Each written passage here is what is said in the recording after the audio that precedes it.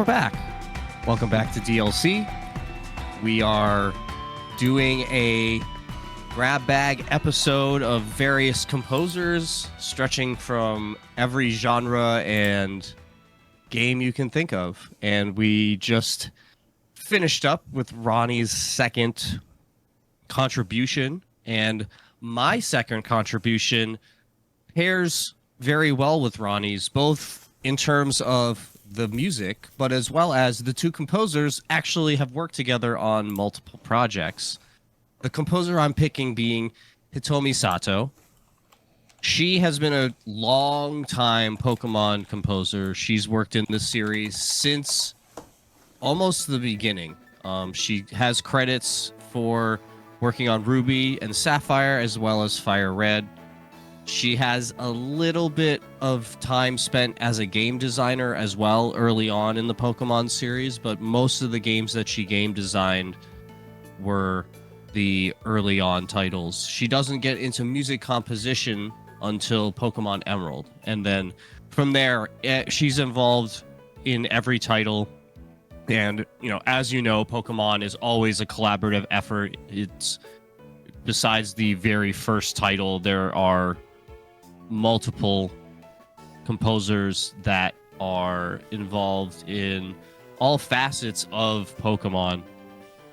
So I'm gonna go through a few of the titles that I specifically wanted to have stand out, because she's one of these composers that you could do a full episode on. It obviously would be Pokemon heavy, but she's one of the foundational Pokemon composers. And to me personally, like, her work in Emerald is really well done, but like her Diamond and Pearl contribution is just one of, like, she has some of the iconic stuff. Like, I picked Route 209, and just the way that she uses the, like, a horn, quote unquote horns that you have with the DS's sound chip. It just, I really enjoy the way she leads you into the main chunk of the theme, where it's like a very slow build up, and then you hit that point where the beat just kicks in, and like you get the tambourine, and it's just it's something about the way she composes just really flows with my personal likes and dislikes with video game music. Absolutely. I can't say that her number I can't say that there's a diversity of games she's worked on. She is a goddamn legend in this industry. Like, she has so much output because of how prolific that Pokemon is. Like, just looking through the stuff that she did when you mentioned that she was going to be one of your choices, and it is it's a lot, and I imagine it was a lot just to figure out what songs you were going to choose for her. Oh yeah, no, I mean, to be fair, I fell in love with her stuff in Black and White. That's where I really got familiar with her and started to pay attention a lot to her. And one of the choices I picked is the bicycle theme from Black and White, which in my mind, like, when I think of riding on a bicycle, that song is just on loop. It's just, to me, it's like perfect. It's just absolutely perfect for riding a bike.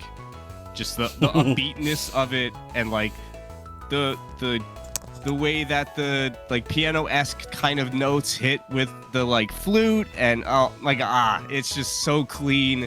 I say that a lot, but something about her stuff is just like it hits me right in the heart.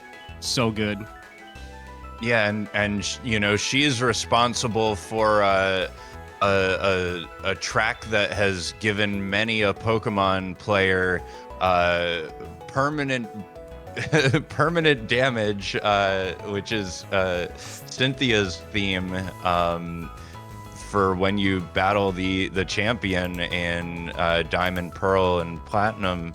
It just, notorious as one of the most challenging battles in the entire series, and the theme is just so perfectly suited for the moment. You know, To dramatic. me, that's like that's a intense. top 10 final boss theme. Like, Oh, period. absolutely. Period. Like, dude, like put that up with like One Wing Angel and Kefka. Like, dude, just that theme. Like, I didn't want to include it because like you had said earlier, like there's just so much to choose from, and picking that is way too obvious. And like also it's like bike theme for me is like personal, because like how much time you spend on the bike in Black and White, Yeah. and just like the amount of time I grinded that game and played it, just ooh.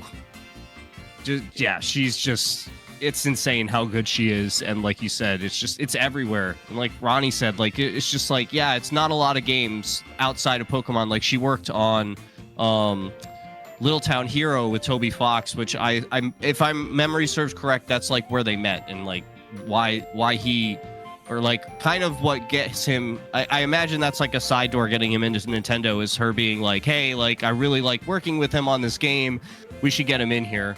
Because like you said, she's a titan in the Pokemon composer world. So he did one song on Sword and Shield, and that was what he was introduced into. That's how he started working with Pokemon Company. But the first big thing he did for them was collaborating with Sato on Little Town Hero. And then that led into him having a bigger role in Scarlet and Violet when it came out.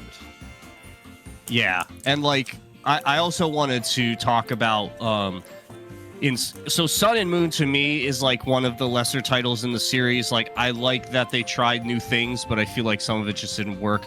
But what did work is this music. How is a very middle of the ground rival, but man, like I love just the way that this, like, it's got this island theme of it, but it's not as obvious with the instrumental choosing. Like, it's not the same. Like, you get like the usual instruments you get from a tribal or island kind of soundtrack, and she's got these like wow wow kind of noises, and it's so weird on its face, but it just works so well. And like, I sometimes I'll just like go fight Hao and not even fight him and just let this play because it's so good.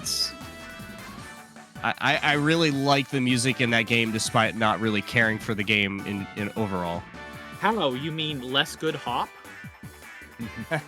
Yeah, accurate. I Honestly, I'm the other way on that, but that's we don't need to go into that. Exactly. Well, this will go long enough as it is. We don't need to get into Pokemon lore. you and I can get into long Pokemon discussions on a Pokemon specific episode at some point in the future. I Yes. would be happy to be part of that as well. But my final pick for music that she did,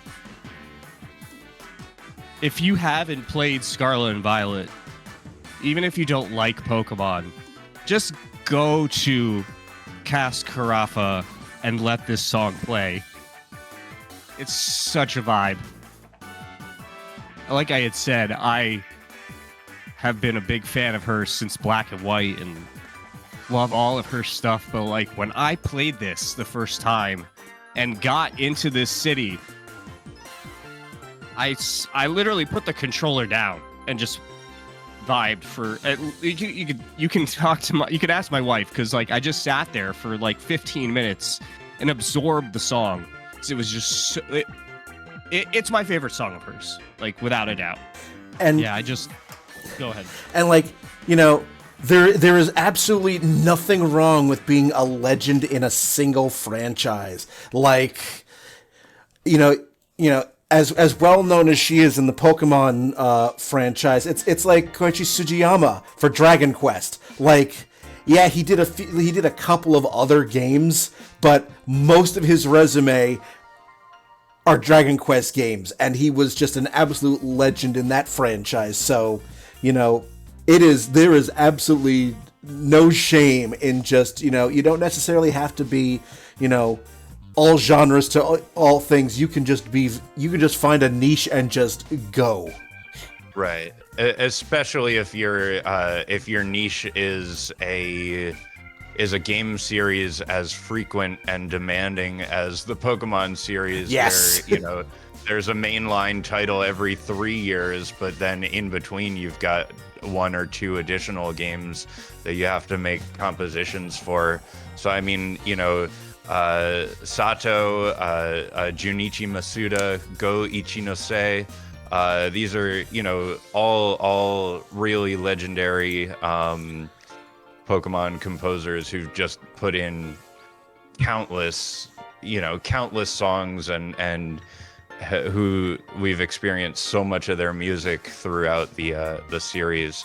So, we had to pick one to focus on, and definitely a great pick for Hitomi Sato. Yeah, if there was like a Mount Rushmore of Pokemon composers, you couldn't have Sato not on that mountain. Right. I mean, Yeah. I would argue Sato is probably the most important of the modern composers. Oh, absolutely. Just like with Toby, I'm so ready. I'm so ready for Legends. I'm like, give me that soundtrack. I don't even care about the gameplay. Just give me that soundtrack. I'm just gonna get blown away because I really thought that X and Y did some interesting things, but it's probably one of the not weaker soundtracks, but it doesn't have the like standout like classic tracks that a lot of the other games in the series have. But like I'm looking forward to them like being able to expound on some of those and give like a little a little twist on it. This is telling me I need to go and play and finish. Need to go and play Legends Arceus, so I'm ready. Oh yeah, dude. Like I own it. I've owned it since it came out, but I did. Like, I was Pokemon'd out at that point, and I hadn't come back to it yet. that's totally fair, but there's a specific song that I'm gonna link to you in the DLC chat for you to listen to when you have a chance, because it's gonna get you locked in, and you're gonna be like, okay, I gotta play this, because she's all over that game, like all over that game, and I had a hard time not slotting one of these songs into the selection, but it's just like I couldn't, like the stuff that I picked, I felt like you just couldn't pass up on them. But yeah, I'll slot it in when I finish what I'm currently playing with, which is Crystal Project. Nice. But yeah, it makes sense that she would have been, one of the primary composers for Arceus as well, since Diamond and Pearl was her first like primary like full soundtrack project for the Pokemon series, where she had the bulk of the work. And you're just back to that world. I wonder how that was for her to sort of like reimagine these areas that she was so intimately familiar with, composing for Diamond and Pearl, and then viewing it through the lens of, how was it 100-something years ago, or what have you, so these really similar leitmotifs and similar touch points, but a different sort of spirit with which she approached the sounds and the soundscape of Arceus. Must have been an interesting challenge, I guess, is what I'm trying to say. She knocks it out of the park, because to be honest with you, like Legends Arceus it's like that and Black White are my two most favorite Pokemon albums, like overall. And she's like you said, she has a just enormous hand in that, and she's just all like her heart is all over Legends Arceus, all over it, and you could just tell, and that's really one of the reasons why it's a definitive Pokemon title. And if you're a fan of the franchise, period, you should give it a try if you haven't gotten around to it. But yeah, I think that pretty much wraps up Sato's contributions for this episode, at least. I'm sure that we'll be talking more about her in future episodes because of how much Pokemon there needs to be covered and all that stuff. But yeah, for now, we'll say goodbye to the legend, and we'll pass it over to Brian for his second contribution. All right, for my second contribution, we go back into the indies. We go back into the indie world for this one. And we go to a composer, the only one that on this list that I've actually met in person and played a video game with, and that would be Darren Korb. He is the composer for Supergiant Games. So we're just going to be talking about him for the rest of this episode. Thank you, everyone. It's been a blast. I will try to keep it to my squeeing to a minminimum. It's not just going to be you. I adore this man's work. So, Supergiant Games, they have made 4.5 games so far. There's 3 things.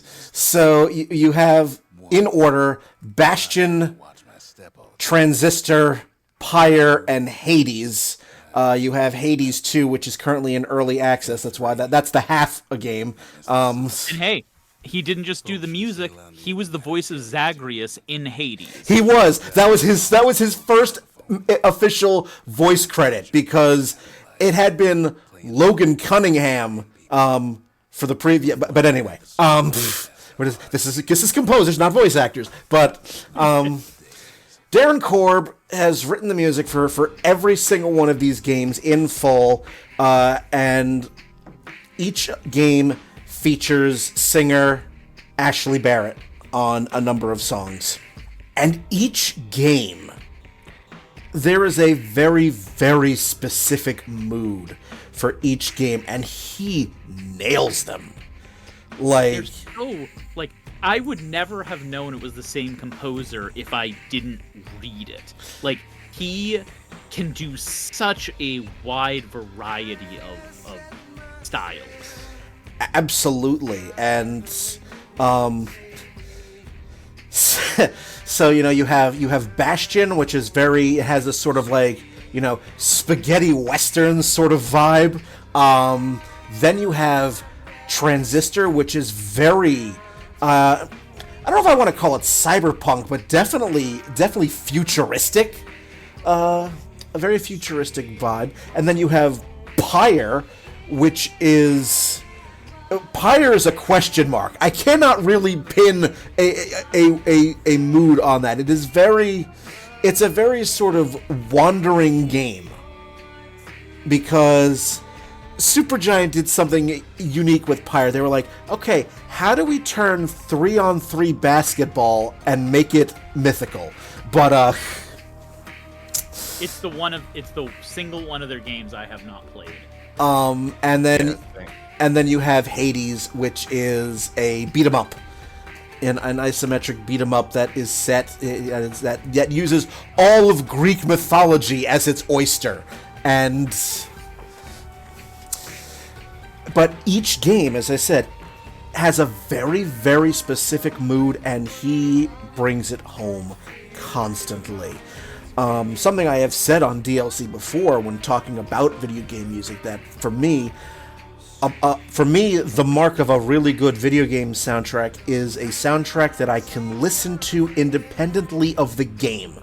I don't need to be playing the game to be able to fully appreciate it. I can listen to it independently and not need the game to fully enjoy it. And that's the case with each one of these soundtracks.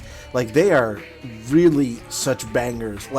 The level music is really good. Where I think where he shines are the vocal tracks. Because not only do they add an extra element of emotion to them, but also it really drives the narrative. So the ones that I had picked specifically when talking about him,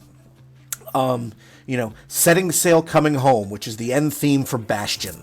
Because you're faced with the choice at the end of the game.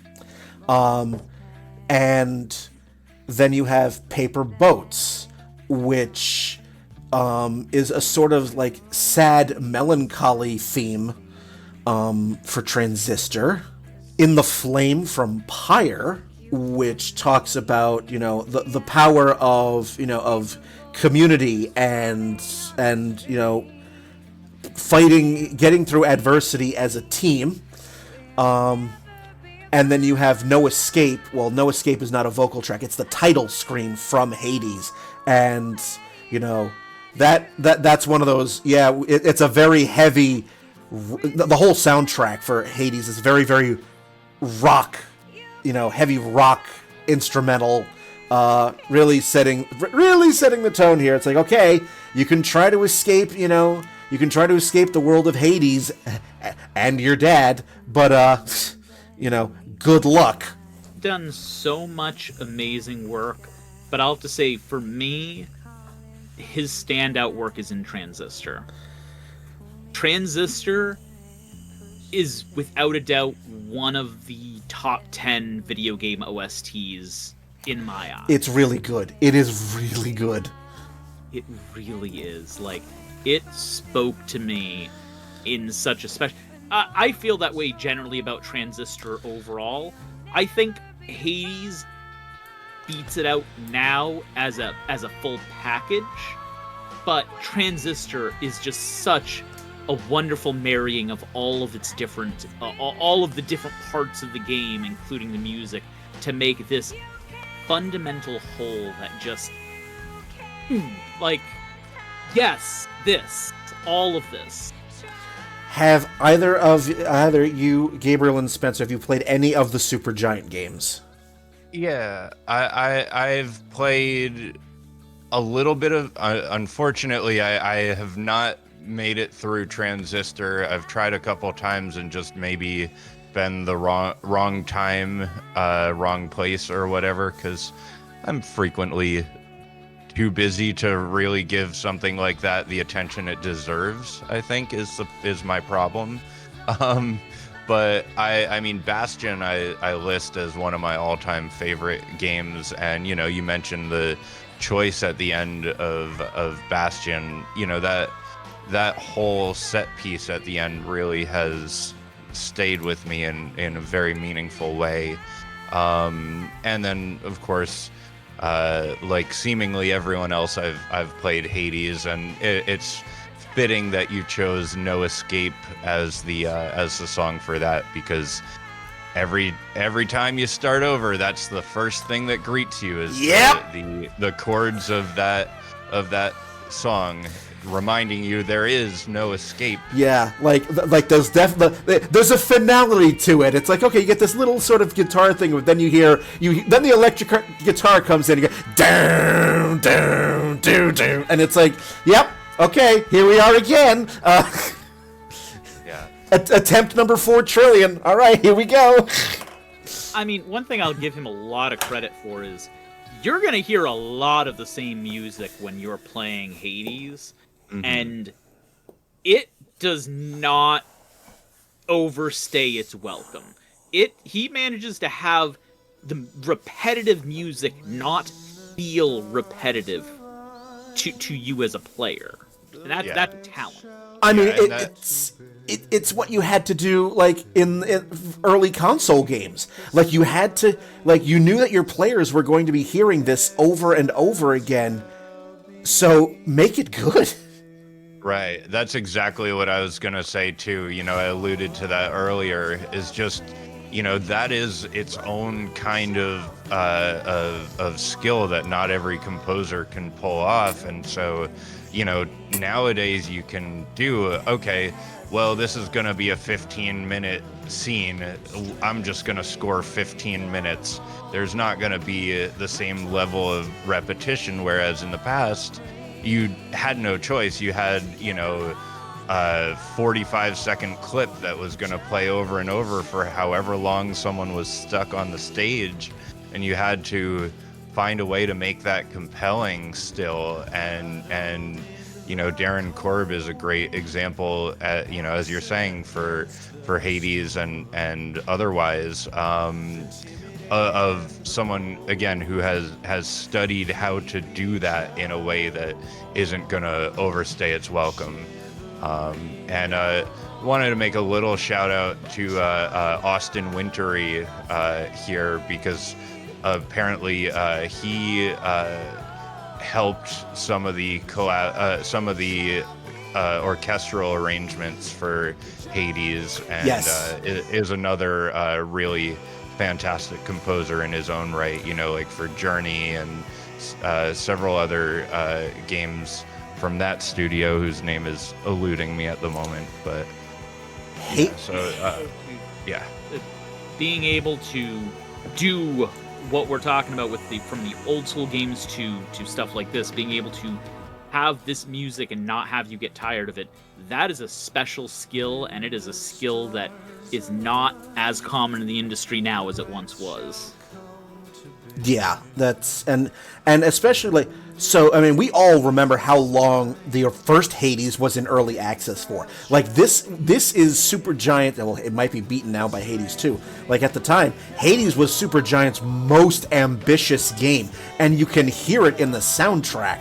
Like there's orchestration, there's like, you listen to the previous 3 games, they're great soundtracks in their own right, but you know, it's pretty light on instrumentation, which is fine. But Hades is like, the soundtrack was so ambitious, and it, you know, and not only was Darren Korb, as we've already mentioned, he not only did he write the music, he was the voice of Zagreus. He's also the singing voice for Orpheus. He's that high falsetto. He is. He's also the voice of Skelly. Yes. So, Which I would not have expected that Zagreus and Skelly shared a voice actor. That's really funny to imagine him having a conversation with himself. Yeah, like, because I did not know that Darren Korb was the voice of Zagreus until I beat Hades, and I read the credits. I'm like, what? Because I'm like, okay, I know Logan Cunningham is Hades. I knew that, but like, who the hell was Zagreus? I'm like, holy shit! But no, like the other track I really love from Hades is the one that you get on the end credits the first time. It's In the Blood, and but No Escape I thought was a better representation of. Have you played any of Hades 2?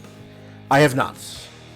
I was going to ask how you felt about the music there, because I'm not touching it until it hits full release. I am the same way. I never buy early access games. So when this one, I did, you know, basically one run to completion of, you know, up to the end of chapter 1 or whatever the early sort of demo was, and that's all. And I mean, knowing that it's Supergiant, then it's gonna be fantastic when it comes out. I did eventually buy it early access, even though I usually don't do that either, because I was like, well, I'll save 10, 20 bucks, however much, and, you know, support them in the meantime. Because I mean, once Hades 2 hits, it's gonna just, you know, level everybody. But I might as well chip in now anyway. So, but yeah, it's been a little while, so I can't really speak to the soundtrack at this point. But you know, it certainly didn't stand out as like, oh man, Darren Korb's fallen off or anything. I know that when Hades 2 comes out, I'm gonna have to retrain my reflexes in the first Hades, get that muscle memory back, and get ready for Hades 2, because Hades 1 is a punishing grind. Like, punishing and rewarding. Yes, oh so good though. Oh so good. But yeah, so, you know, he's the only composer that I have met physically in person and played a video game with and lost badly to. So you know, there's that. So on to, I guess that ends round 2. I think now we're going to move into round 3, I think. Yes. I have no thoughts. So yes, this franchise is or not franchise, but this company is a blind spot for me. So no contribution from my end. So yeah, let's just slide right into Gabe's final choice. Yeah, and if you couldn't tell by listening to those songs though from Darren Korb, you don't have and this kind of is going to speak to the song, the final pick that I have here too. As Brian said at the top there, the Supergiant soundtracks, you can listen to those completely independent of having ever played the games and still get a lot out of them because they're so, Darren Korb is such a versatile composer and so proficient at making something that stands on its own, that I think it's very rewarding, even if you look at the games and say maybe that's not something I'm going to do, or just you don't get to it. Definitely worth spending time with the soundtrack. And on that note, Goodbye Volcano High is exactly that for me. It's a game that I have not played. I do find it conceptually compelling. It's basically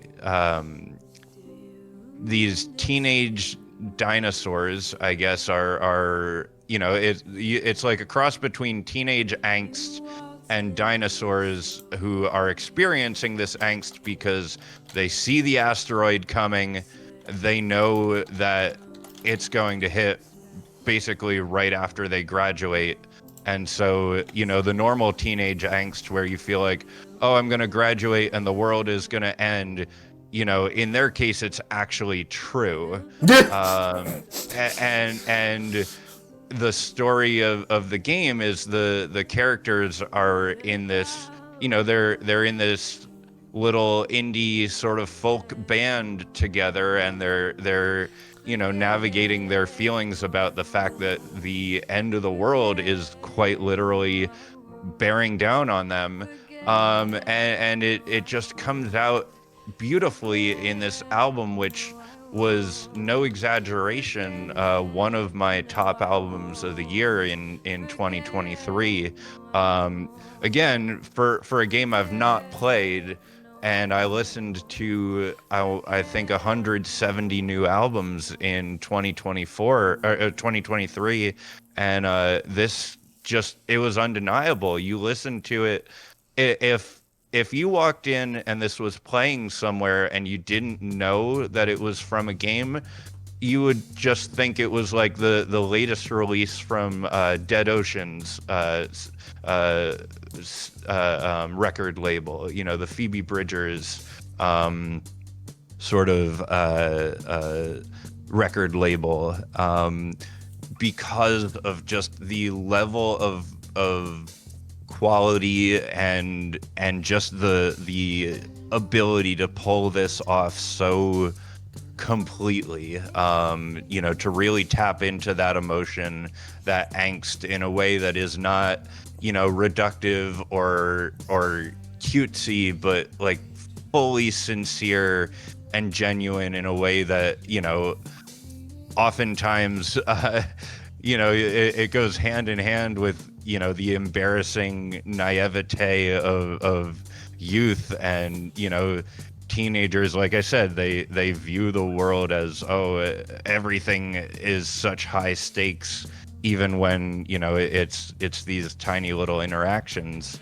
Anyway, what I'm trying to say is that just it captures all of that really, really well. And if you get to listen to these tracks, which, they're playing a little bit of it now, but they're very rewarding to listen through this playlist. It's primarily written and performed by Dabu. Also features some vocals by Bridget Nagar, Lachlan Watson, and some other folks throughout.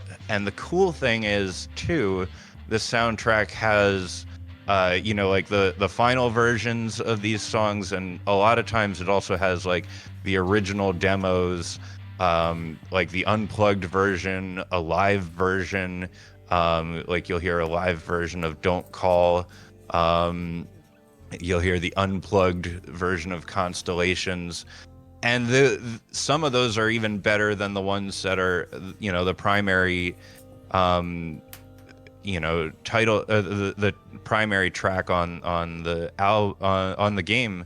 But it may also be that in the game you're hearing the different versions because you're following the story of a band. Like I said, I haven't played it. I just appreciate the soundtrack so much.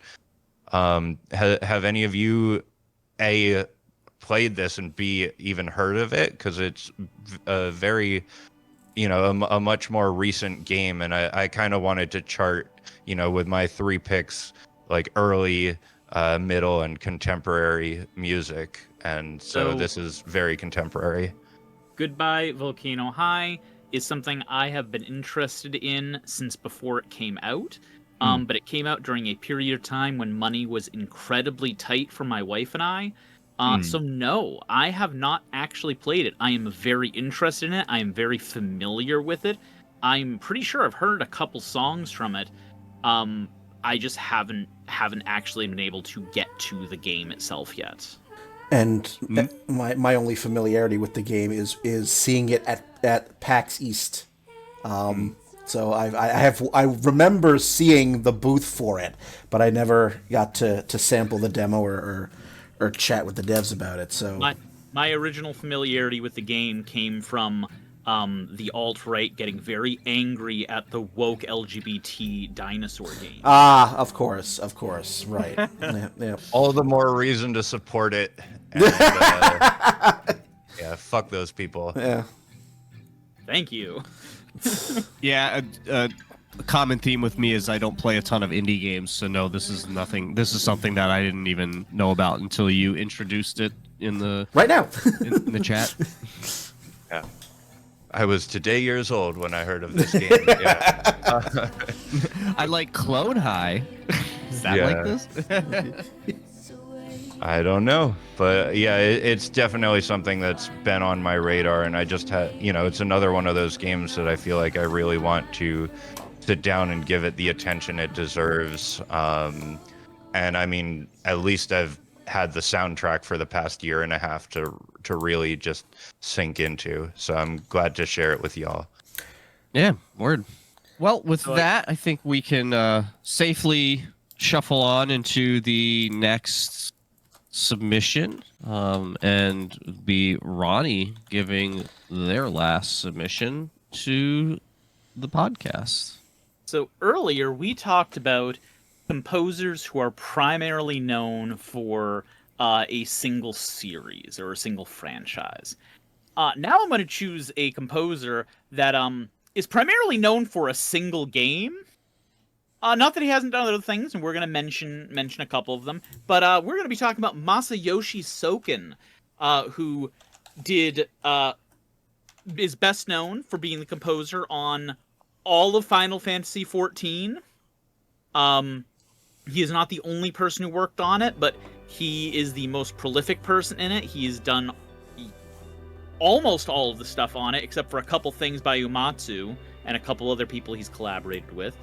He also did the soundtrack for Final Fantasy XVI, which is not surprising, since 16 was basically just the 14 team doing a single-player Final Fantasy.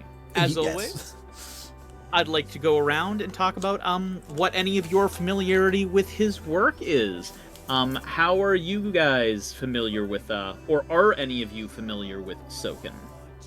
So for me, I think the extent of my familiarity with him is I don't know how much of his music I've actually heard, because I have spent maybe like 10-15 hours in Final Fantasy in A Realm Reborn. Like, yeah. I am still a relative newbie in that game, so that is the extent. All that music you heard was him. Yeah, okay, so. Yeah, I have not, as I mentioned earlier, the last Final Fantasy I actually played was 10. So, I mean, that doesn't mean I couldn't have listened to these soundtracks, because I also mentioned earlier that I have the 15 soundtrack, but unfortunately I don't have the soundtrack for 14 or 16, so I have really not much to say, but I enjoyed the songs you sent in for this. Thank you. It took everything. It took every ounce of mental fortitude I had not to send in the Good King Moggle theme, which is the Moogle theme. Oh my gosh, that one I have heard. That is so good. I took everything I had not to send that in, but I felt like it would be too distracting to the audience. How about you, Spencer? I'm just looking through his work list. I don't think I've touched a single game he's worked on. So, just to point out to the others in the thing. A couple other things he did work on. He worked on World Fantasia with Ishimoto from earlier. Yet another collaboration. He worked on Drakengard 2 and 3. So for our near friends, he worked on some of the Mario sports games alongside Koji Kondo. He did Lord of Vermilion, which, kind of a weird collectible card game fantasy RPG. But yes, he is primarily known for his work in Final Fantasy XIV. So I guess since I'm the only person familiar with it, I will go off for a second. But yeah, have fun. So Masayoshi Soken, part of the reason I wanted to choose him, and we've talked about this a couple times, I have a great respect for composers who have a strong style and composers who can work in multiple styles. And Soken is both. He has a very strong style when he lets it come through, where you can tell that this is his work. But he also works in an immeasurable number of styles, because 14 is so varied in its environments, in its enemies, in its placement, that he is doing styles from around the world. He's doing styles in almost every genre. Like, he is a renaissance man when it comes to this. In this one game, he has more range than most composers have in all of the games they've done. It is ridiculous how prolific he is in that. Our audience may not know, Final Fantasy XIV at one point had the Guinness Book of World Records, was the record holder for most music in a single video game. It was beaten a little while after by Smash Ultimate, but that almost feels like cheating. But that just shows how much work he has put in, because his finger is in every single one of those songs, except for like the 4 or 5 total that Uematsu did alone. And given that 14 continues to release additional music, or you figure they may one day catch up to Smash Bros? Yeah. Oh, I feel like they will catch up to Smash Bros, but it's going to take another 3 or 4 expansions. Right. Yeah. It is definitely impressive to think of a single game that isn't an anthology like Smash to achieve that rank of most music. I was gonna say, I think 15. I think Final Fantasy XIV had 600 or 700 songs at that point when it won the record, and Smash beat it with 900. Right, and I think it's 943. I think something like that. But 14 has had 2 or 3 expansions. It had 3 expansions since then, because Stormblood was when it won that. So, yeah, it might actually be closing in on Smash again. But that's not the only thing of his I'd like to talk about. We also have Final Fantasy XVI, where instead of having a wide variety of styles like he had in 14, where he can really, stretch his wings, get the kinks out of those muscles and really just throw everything at the wall. In 16, you get to see what Soken is like when he gets to polish it, when he gets to create a cohesive whole that is all focusing on telling this one story through the music. And how perfect it is at that. It is like I can't tell you. I would, if I had to choose, I would choose 14 because I appreciate the variety of styles. But I can see somebody saying that the best thing he did was 16 because 14 might have all of this variety, all of these differences, but 16 is so much more polished, so much more focused, and that focus does a lot for the game, and it does a lot for his composing. I know you guys said you're not super familiar. If you guys listened to the music that I put up, that the audience is currently listening to, what did you guys think of Soken from those couple songs? You can definitely feel the MMO vibe. Like, it definitely has that kind of, like, can be in the background while you're grinding kind of music, and it's not going to irritate you, like, on loop. Because, like, you don't want to have your music get drowned out and have someone just throw up their Spotify playlist or whatever and, like, mute the game audio because, you know, you put in all this work, you want people to like it. And it definitely seems like this guy knows how to make that kind of music, which is hard to do. It's a very difficult skill to have, to make stuff that can be listened to for like 20, 30, 40 minutes at a time and not just get like completely just drill. That's absolutely fair. I honestly hadn't even thought about that much because with Soken, the music I love most about him from 14 are the songs that are very strong. A lot of the icon battles, so like big boss battles, where you're not going to have to listen to it a bunch of times, so he can kind of sock you in the face with his music.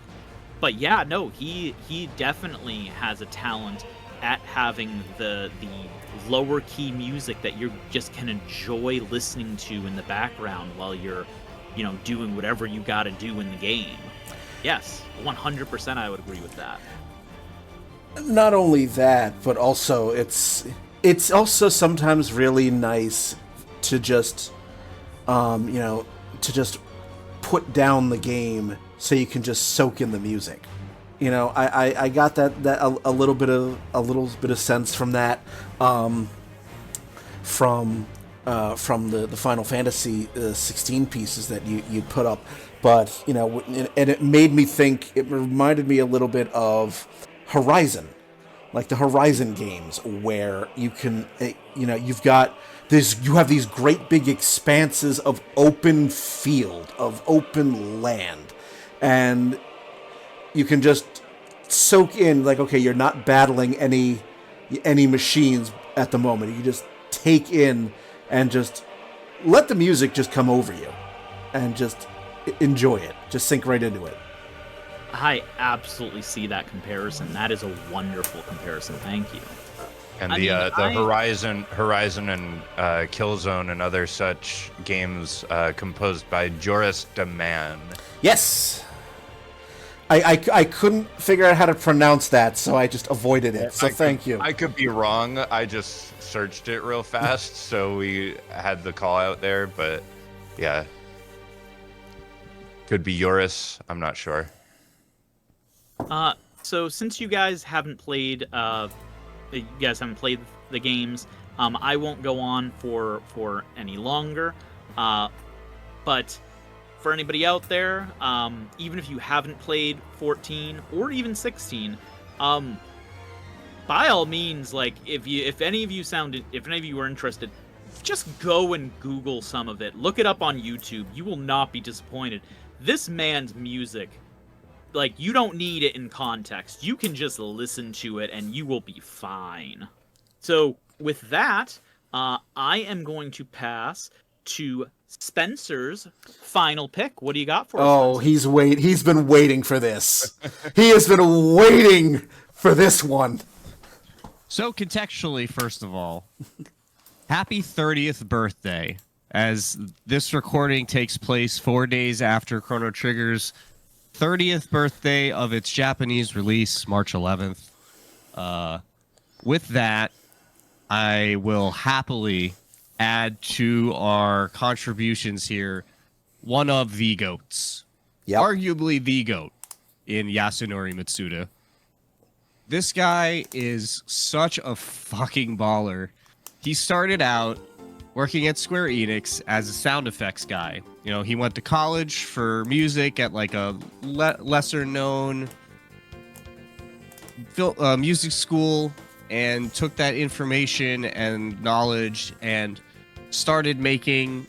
He made music in his spare time, but also, you know, for the start of his career, he worked on a few titles: Final Fantasy V, Secret of Mana, Romancing Saga 2, all in the sound effects. Not getting to actually compose anything, but you know, just getting his foot in the door, so to speak, with Squaresoft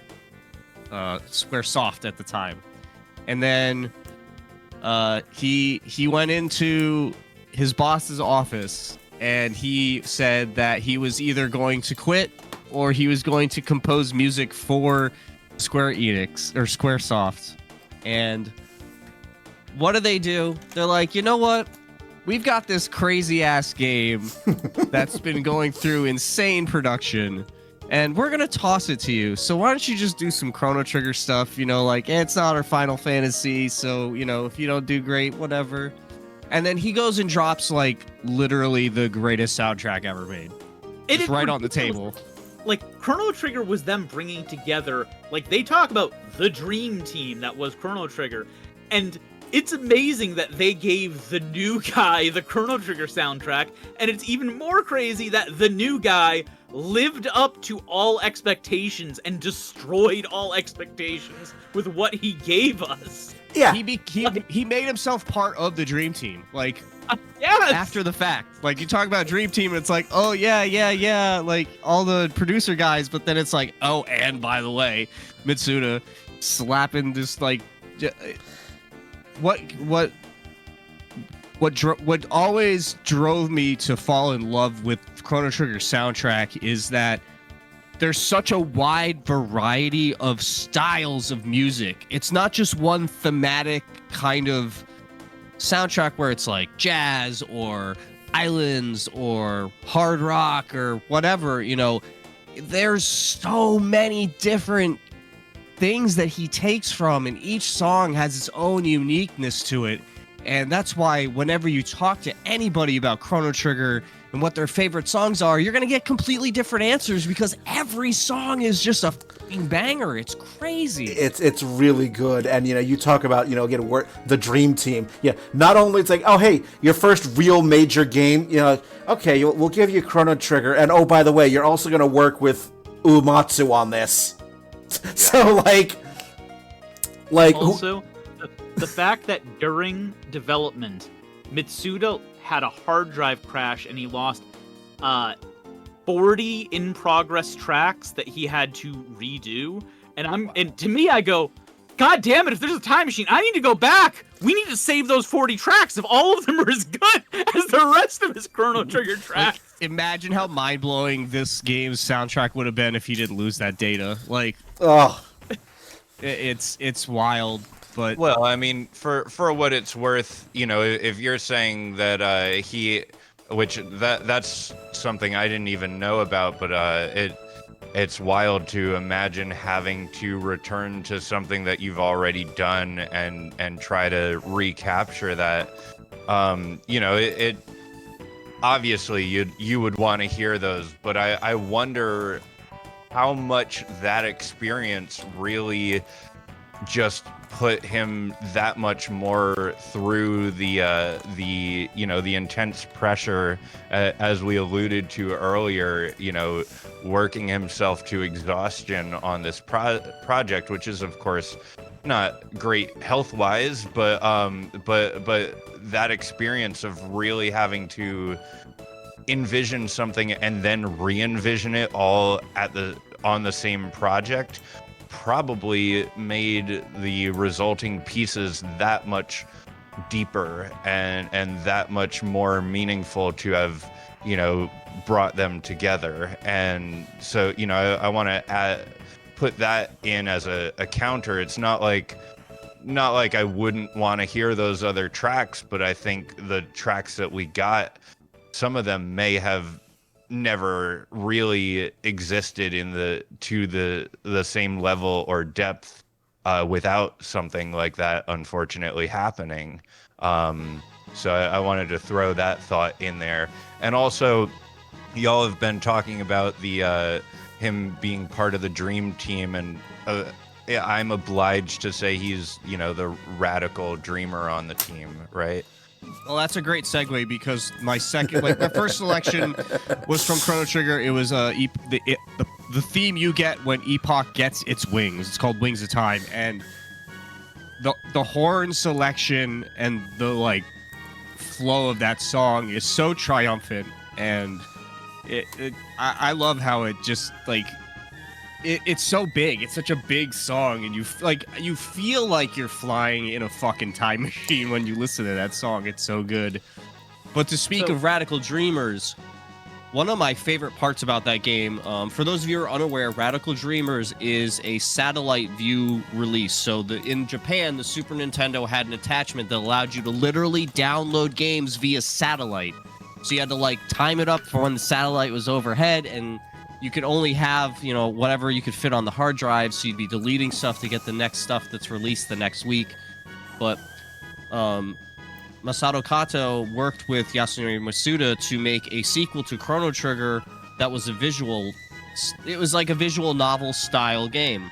And Mitsuda took a lot of the music he made in Radical Dreamers and repurposed it into Chrono Cross, so you get a lot of the heart of Chrono Cross's music through the Radical Dreamer soundtrack, and it's a really great listen and something I should definitely recommend to everybody. If you don't like visual novels, they're a little too slow paced for you, maybe you don't care for the story or whatever, just listen to the soundtrack, and specifically the sound I selected, The Girl Who Sold the Tsar, is kids quote unquote theme in the game, and she's the iconic character from Chrono Cross / Radical Dreamers. So it's a really secret, lesser known musical selections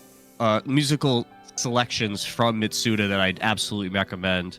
But my favorite secret recommendation for Mitsuda is fucking Mario Party 1, the Palm Destroyer itself. This guy literally goes off, does Chrono Trigger, Radical Dreamers, and then goes off and starts doing other stuff. He does Front Mission, Gun Hazard, and Tollball #1. And then in 1998, this guy drops Xenogears and Mario Party in the same year. And, listening to the selection I picked, which is my favorite rip of the underground theme in Mario Brothers, Super Mario Brothers. This is such a vibe. I listened to this when I first played, and I was like, what nut job made this music? And then I go, and it's Mitsuda, and I'm just my brain literally expands beyond knowledge, because I'm just he's so good that he can just do this. If you haven't played Mario Party 1, absolutely listen to the soundtrack, because what his take on Mario music is some of my favorite. Yeah, that's total lunacy. I had no idea until you shared that. I was like, whoa, I would not have guessed.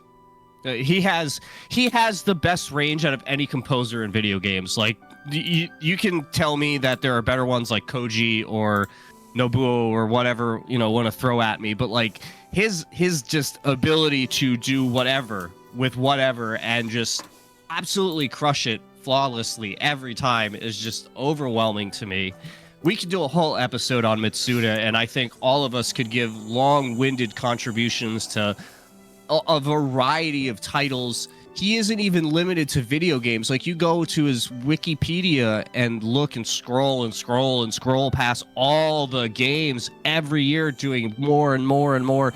And then he's got all these anime contributions. He was the lead music designer for the Inazuma series, for the Black Butler series, and one of my favorite newer animes, Delicious in Dungeon. He does the music with Shunsuke Tushika, and it's no matter what he does, it's just beautiful. And he has his band that he does his rearrangements for all his previous titles.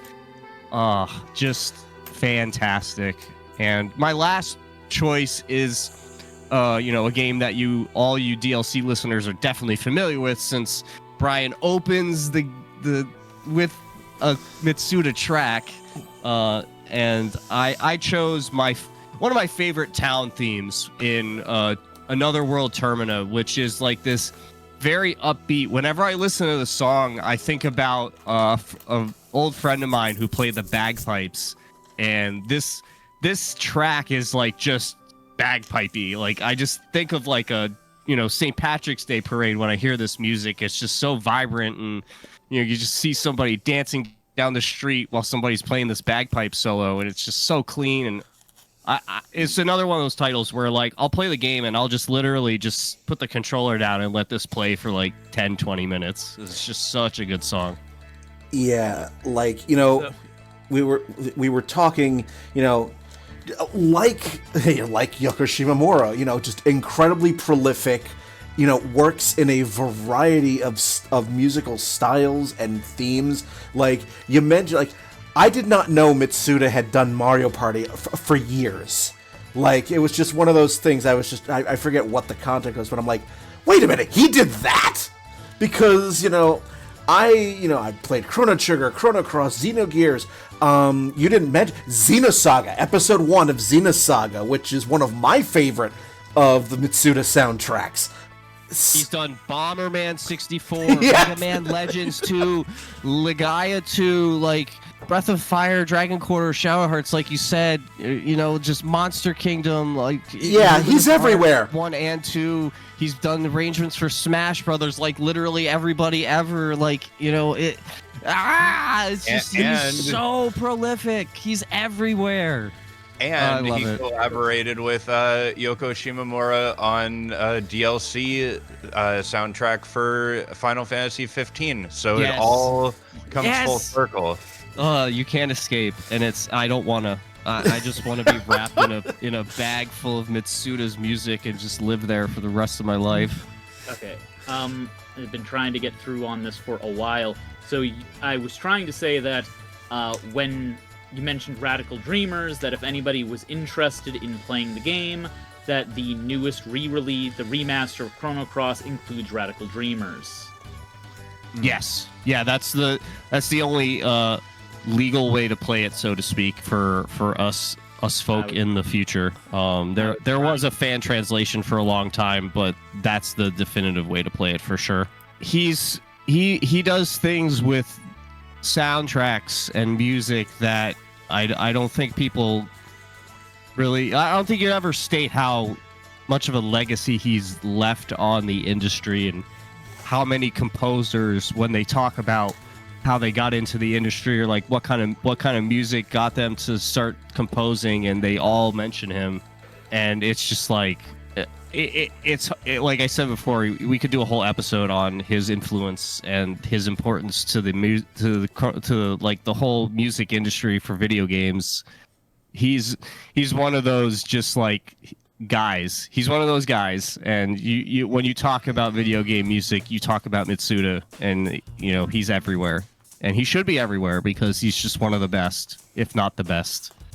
Well, this episode of Downloadable Content is just filled with the best things, because my top 3 favorite games of all time are Chrono Trigger, and The World Ends With You, and Undertale, and we nailed all 3 of those composers in this episode. Hell yeah. Yeah, like... He also did some less well-known stuff, right alongside, working alongside a couple members of the Chrono Trigger team. He did music for Another Eden, which I have heard, and the music is can be pretty damn good in there. Apparently, he did a guest track or 2 for Sea of Stars, a more modern indie game. Yep, which I have. It's on my 2 playlist. So. Yep. So love letter to Chrono Trigger. Yeah. Yep. Which it's on mine as well. Well, hopefully we'll get a real love letter to Chrono Trigger this year with the announcement that Square Enix made. Fingers crossed. I mean, we've already talked about it before. I'll believe it when it's in my hands, but I hope there's something this year, with it being the 30th anniversary. Yeah, I cannot stress enough how much Mitsuda and his music molded my tastes in music. This is the first soundtrack I fell in love with. This is the soundtrack that made me love video game music. Like, when I think of video game music, I think of Mitsuda. I think of To Faraway Times. I think of The Epoch. I think of Frog's theme. I think of Robo's theme. I think of Luca. I think of all of this goddamn music that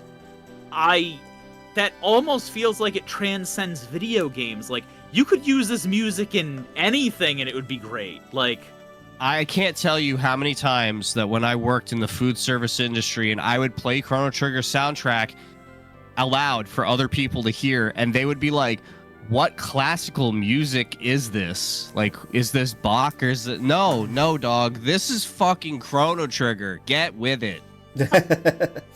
yes, absolutely. Like, you have people who are titans in the industry, like Yoko Shimomura, whose careers are legendary. You have people like Toby Fox, who their music dominated the internet for years.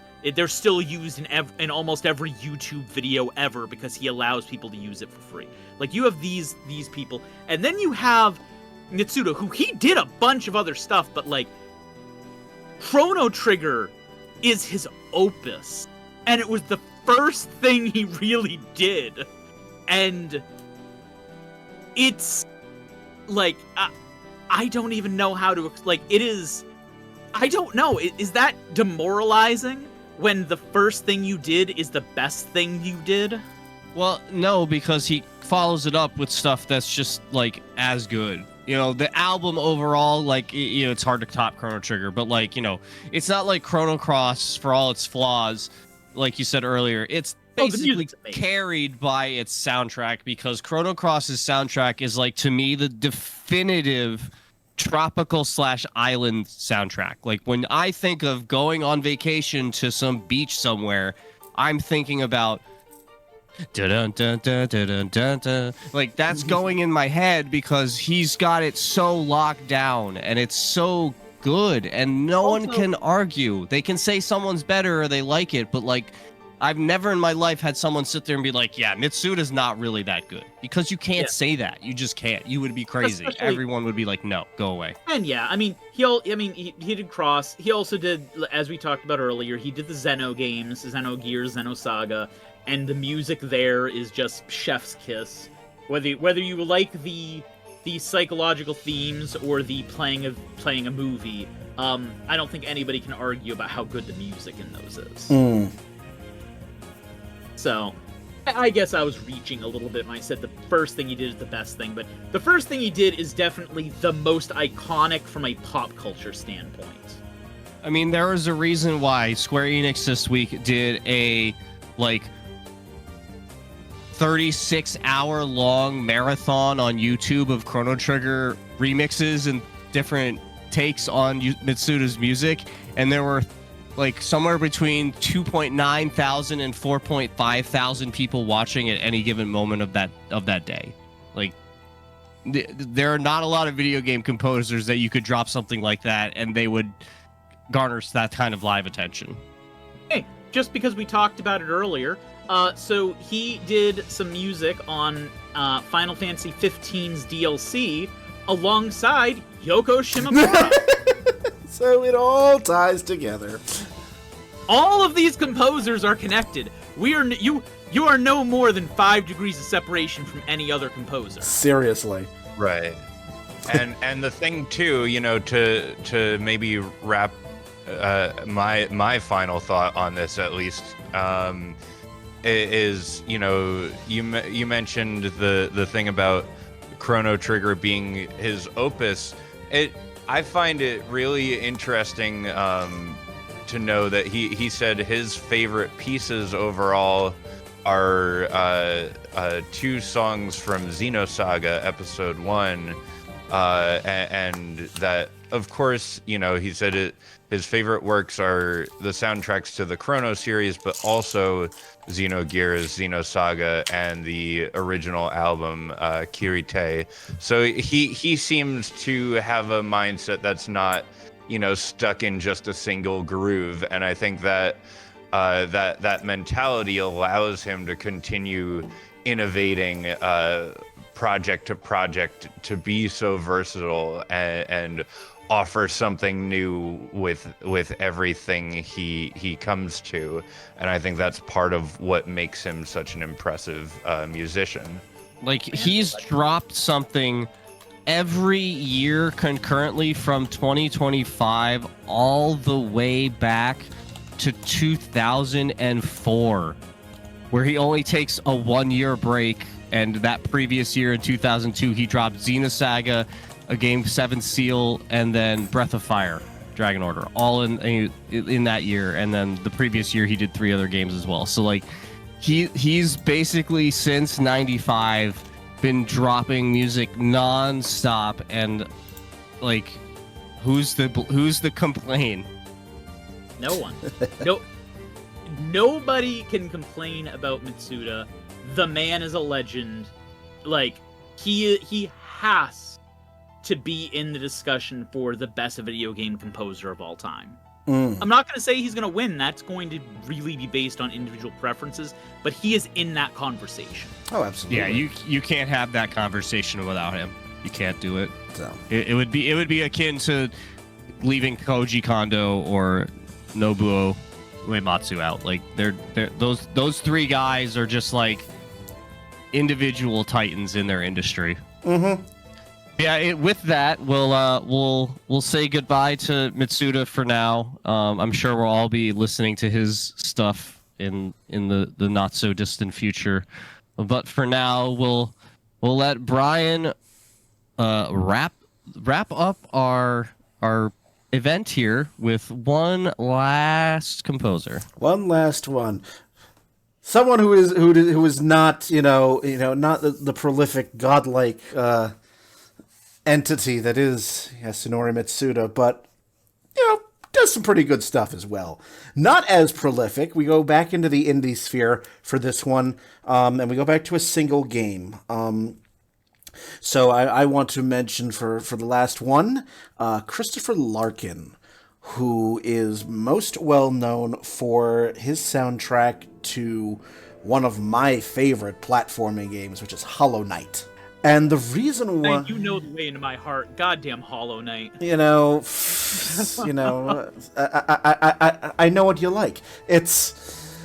And, I played this game very recently, and when I played through it again, the thing that made me just really gravitate toward the music in this one is really how atmospheric it is. Like, you have great music, for...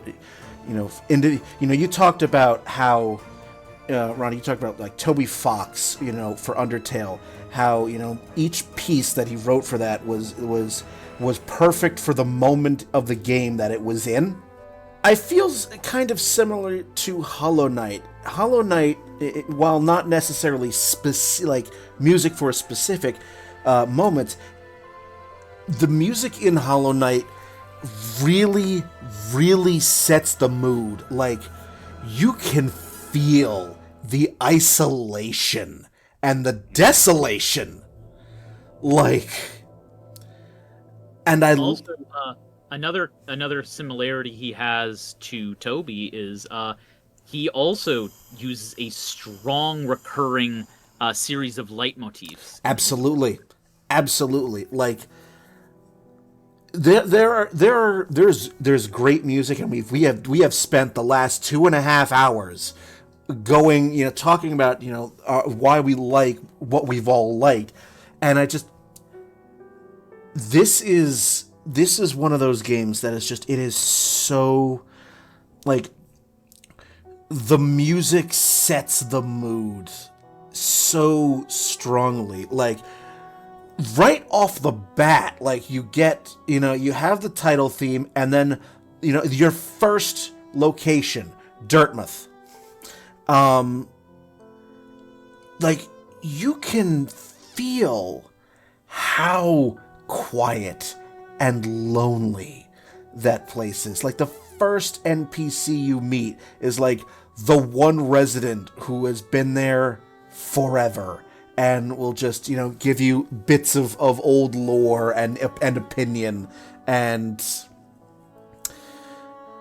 then, the different areas of the game, each have their own theme, and again, just really, really drive home that sense of place. Like the ones that it's also amazing because it's so hard to imagine Hollow Knight without his music, but he wasn't one of the original people for it. He sent in a demo to them when Hollow Knight was up for its Kickstarter, and that's how he got the job doing the music. Wow. And if he had never seen that Kickstarter, I want, like, don't get me wrong, Hollow Knight would be successful regardless, or at least I hope it would, because it is an amazing game, but I can't imagine the game without Larkin's music. One of my favorite pieces in that game is what you hear in the City of Tears. Yes. Like, yes. Because again, you can feel the isolation and the loneliness and the desolation, but also because it is the most, I guess, populated area of the game, it also sounds the brightest. Like you can also hear, he also incorporated the sound of the constant rain in his track. Yes. And that is also wonderful. Again, just adding layers to so it's like the music brings you as the player, as the vessel here. You go along for the ride, so to speak. Like the music carries you through these run down, abandoned, ruined places. And it is, I would argue, for this game, for this setting, the music is just as important as the story and the action that is unfolding while you progress. Yeah, and that's something that I admire about it, because I think I only have a couple hours on Hollow Knight because I really struggle to stay interested in Metroidvanias. They're just not my thing.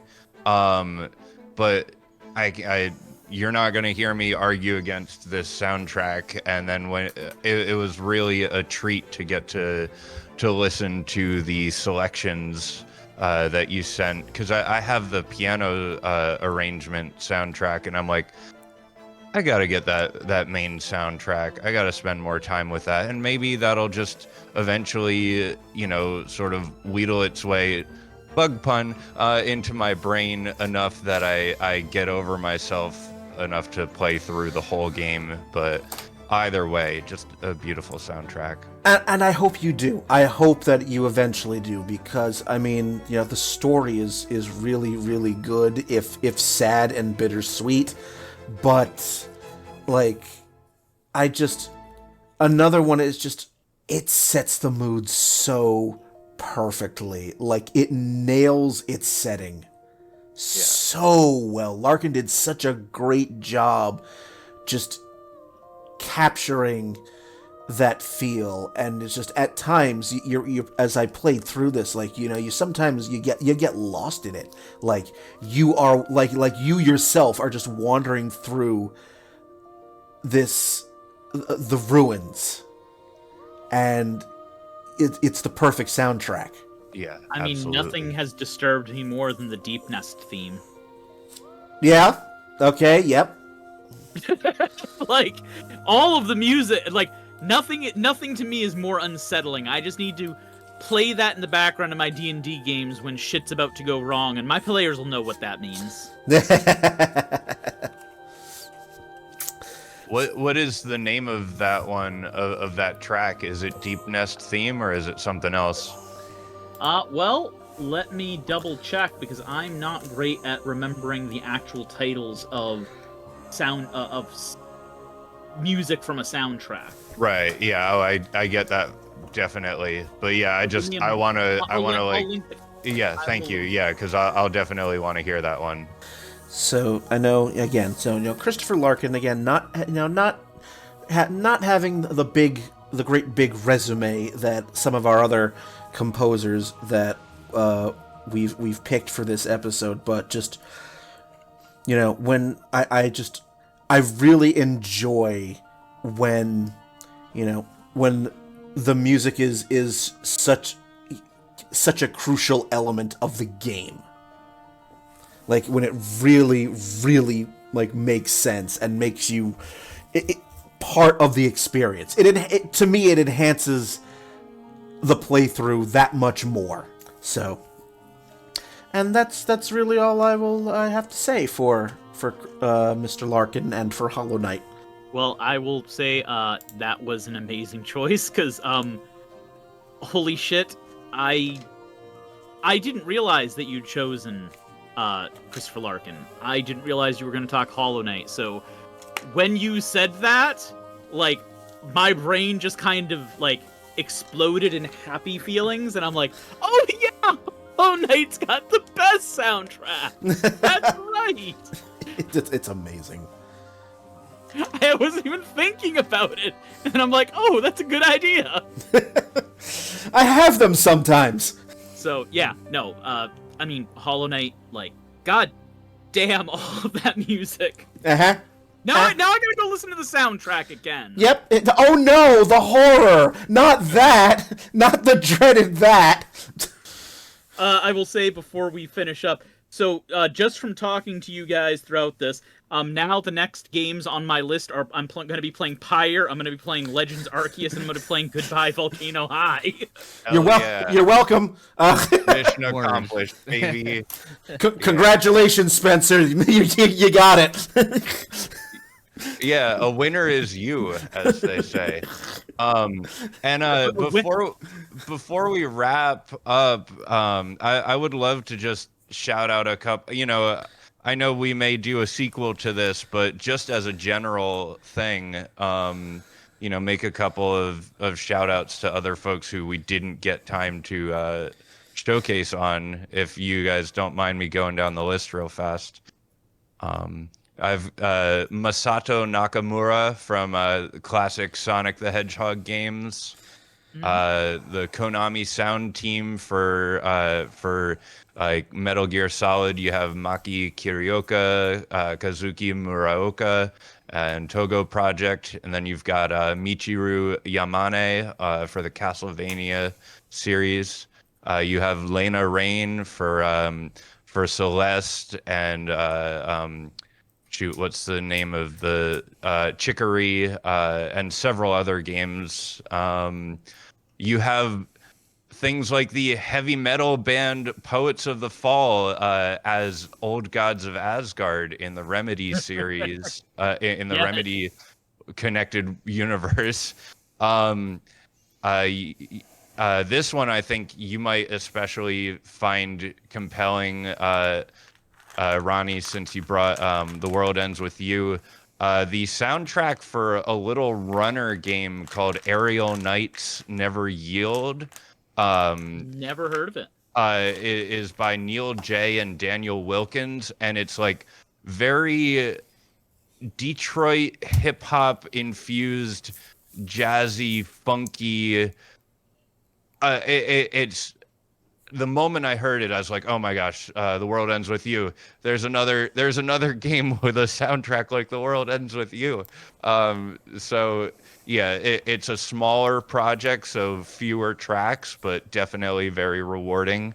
Jonah Senzel from the Daniel Mullins games, so Pony Island, The Hex, Inscription and so on. You talk about setting mood and really like, getting under your skin sometimes with that mood. He's tremendous at that. And then Brian, I really think you'd appreciate the soundtrack for Where the Water Tastes Like Wine.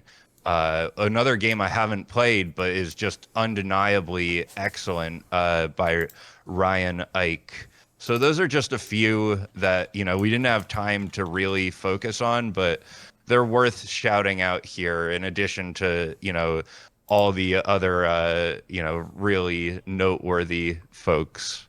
Anyone else have any shout outs that we missed? Yep. I'm going to shout out Insert Disc 5, aka Adrian Bazir. I'm definitely butchering their name, but they are the creator and composer for the video game In Stars and Time, which I might just like if we continue this music series, they may be one of my choices later on. Because I adore their game, I adore its music, I adore all of these things, and more people should be made aware. Yeah, that game is way up on my list to check out. You will not regret it. You will not regret it. It is a trip. Yeah, I'd just like to shout out this lesser known composer named Yasunori Mitsuda. Really great stuff. You're gonna say Koji Kondo. I really did. No, I'm gonna holster my backups for next time. I have a pretty good idea of who my next 3 composers are gonna be for the next episode. As we end up doing it, so I'll keep my stuff to myself. But here's a little surprise for our audience. This is a backdoor pilot. We're probably gonna do more of these eventually. Spin-off. Yeah, I'm Spencer. I'm with you. I'm gonna hold mine because I have a feeling that this will continue. But yes, that was a lot of fun. We covered a lot of really great stuff over a lot of different genres and years and composers, and like I said, we're grab bag style stuff where we're just all over the map. And I like the format. I think that this was a really good episode, and I look forward to doing more, assuming that the audience agrees and thinks we should. I'm inclined to agree, but before I give you the final sign off, Spencer, I just want to remind everyone out there that if you have any thoughts, opinions, suggestions, not only for this episode but for future episodes, every single episode of downloadable content can be found on our website, dlcpodcast.com. They can also be found on iTunes / Apple Podcasts, as well as Spotify. I'm going to give a quick shout out to Gabe. You can check him out on his show, The Endover Special. So I will link that when this episode gets posted, where you can find hopefully I can get some cross-pollination to that show with any and all of you if you're interested in doing, episodes where we're mostly just playing the songs and then we talk in between them. It's sort of a similar approach, but a different format. I'd be happy to have any of you on that. And just dangle a Mitsuda episode like a carrot in front of me, and I'll just he'll just be there. That's the mating call. You and me both. That is the mating call, and of course you can find Spencer on Twitch at Silent Martyr. Yeah. So I'm banging my face against Metal Gear Solid 3 these days. All right, I've done my spiel. Spencer, I will give the sign off to you. It's been a fun time. Thank you guys all for listening to another fantastic episode of DLC. So until next time, stay safe. And I hope that you enjoy all the tunes that make you happy. Peace.